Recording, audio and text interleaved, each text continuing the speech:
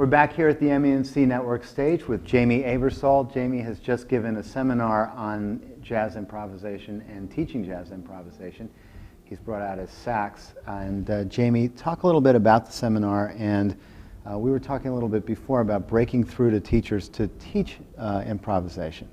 I think one of the biggest problems is the fact that most of the teachers come from a university, a background that did not teach them how to teach or even how to play. So consequently, they're very hesitant to teach something that they're not real familiar with.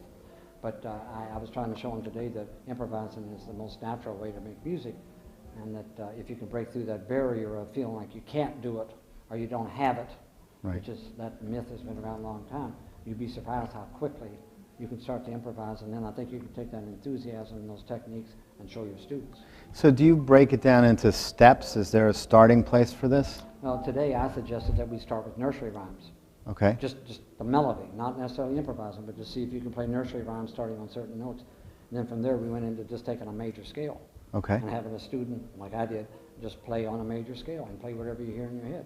So just taking the major scale and then alternating the rhythms of it and the note selection. Just Right. choose any note in the scale, play it in whatever rhythm you hear in your head. And I also suggested that they maybe have their students sing along with this background music and then play, and then sing, and then play. Because when you do that, the playing usually gets more lyrical and more like the voice. Okay.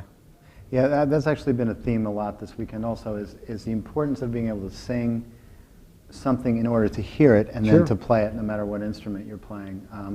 So what I'd like to do is I'm going to step out of the frame for a second, and you have your horn.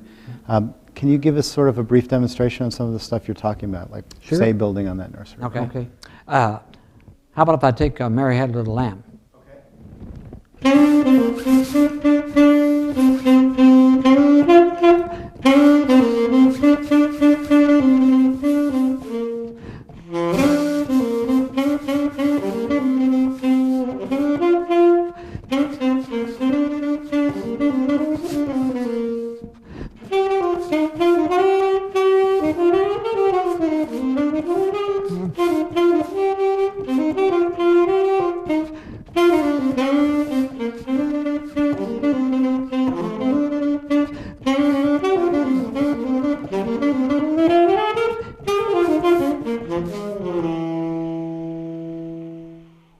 So there's the jazz version of Mary Had a Little Lamb.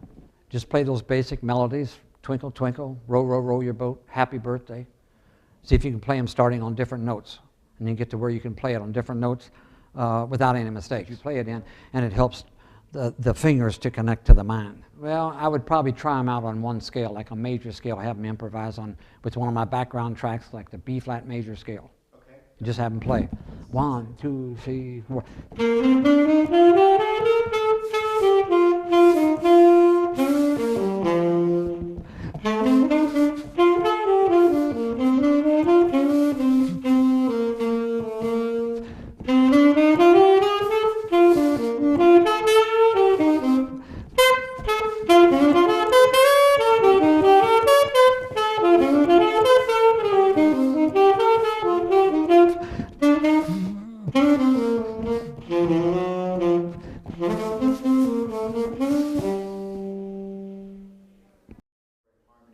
Well, if they feel comfortable improvising on several major scales, or even one major scale, then maybe make it minor.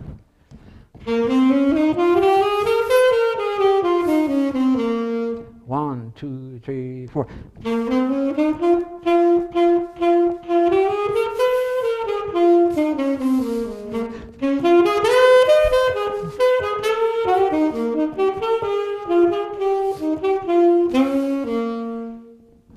Simple things like that, starting and ending phrases on chord tones, the first note of the scale, the third note of the scale, and the fifth note of the scale, to keep the balance, and be thinking two-bar phrases. I think the main reason they don't teach it is they don't do it themselves, so they feel like they wouldn't be a very good teacher. But that's not necessarily the case. If they have the tools and know how to do it, and they suggest that their students do it, we educators have always suggested that they, the teachers, learn with the students. I think for improvisation, if they've been playing their instrument 6 months or a year and been practicing, and they can play a scale or a chromatic scale for an octave and a half or something, or an octave, that's the time to do it.